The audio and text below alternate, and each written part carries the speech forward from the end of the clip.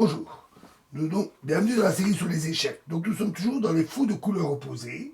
Et ici une partie de Grigori contre Larsen, qui s'est joué à la Havane en 1966. Donc ils ont joué D4, cavalier F6, C4, E6, cavalier C3, fou B4, donc une défense Nimzovitch, E3, B6, fou D3, fou B7, cavalier F3, cavalier E4, roc, F5, et fou prend E4. Fou prend E4 est une erreur. Plus tard, Grigoric a trouvé la continuation prometteuse qui est D5, un très bon coup. L'idée, c'est de fournir, moyennant un sacrifice de pion, au fou C1, la diagonale ouverte à 1 H8. Ou bien A3, A3 F8. Voilà. Donc, fou prend E4, F prend E4, cavalier D2, fou prend C3, B prend C3, et roc ici un très bon coup. Dame G4 et tour F5, à nouveau très bon. Alors, déjà dans les deux camps, il s'agit de l'activité des fous. Le fou B7 protège le fort pion E4 qui bloque le jeu des blancs. Et le fou C1, par contre, doit encore chercher une occupation. À cet effet, la manœuvre suivante qui ouvre la diagonale à 1 H8 est jouée dans ce but. Mais maintenant, cavalier prend E4 ne marche pas à cause de H5, parce qu'alors le cavalier en E4 serait perdu. Après le retrait de la dame, il se fait prendre par le fou. Donc D5, tour G5, dame F4, E prend D5, C prend D5, fou prend D5, C4, fou C6, cavalier prend E4, maintenant c'est jouable, tour G6, et fou B2. Donc vous voyez, le fou maintenant a trouvé sa diagonale. Cavalier A6. Alors, une position qui d'un point de vue stratégique est très intéressante. Les deux fous sont très forts. Chacun a sa diagonale et ils dominent tous les deux les mêmes diagonales, les diagonales centrales.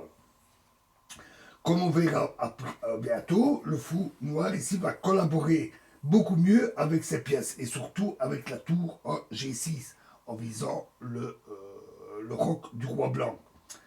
Et il va ainsi beaucoup mieux collaborer que le fou blanc.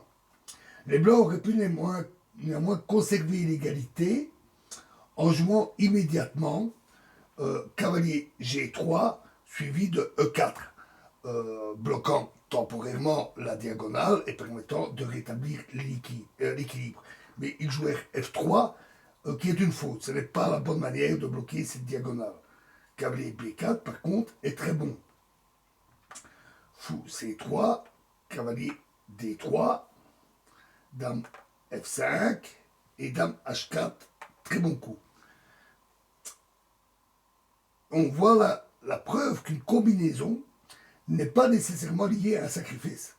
Les noirs autorisent maintenant un sérieux affaiblissement de leurs pions et ils calculent correctement qu'ils auront une forte attaque le long de la colonne G.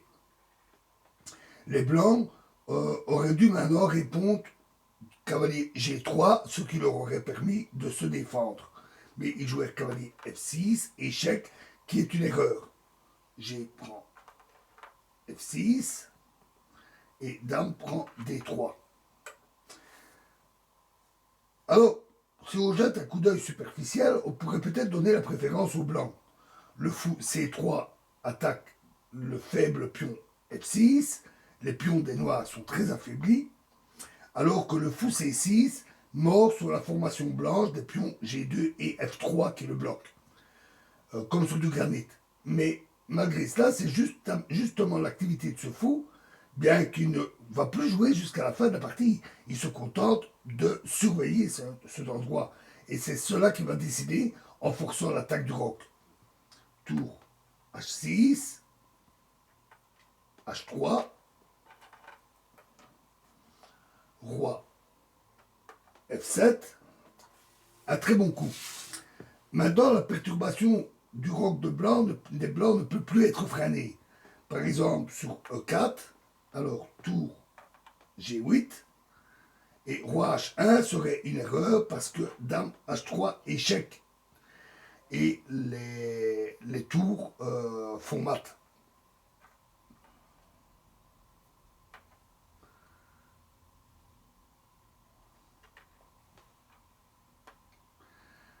Et si dame E2, alors à nouveau tour G8, roi H1, tour G3. Si maintenant E4, alors tour prend H3, échec. G prend H3. Dame prend H3, échec.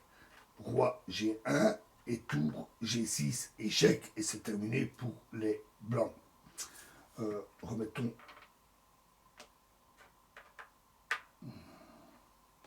tout ça pour voir une dernière variante.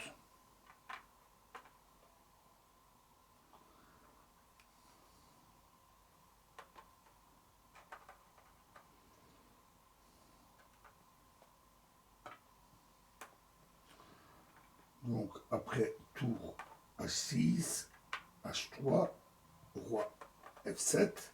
Le coup là très bon parce qu'il laisse passer évidemment la tour noire.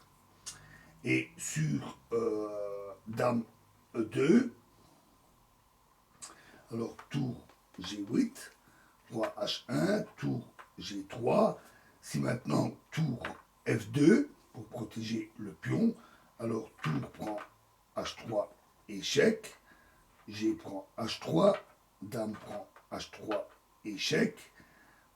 Tour H2, et alors fou prend F3, échec, et cette fois-ci, le fou entre en action, prenant la dame. Ce qui montre vraiment que ce fou, qui semble complètement bloqué au départ, s'avère une menace permanente pour les blancs.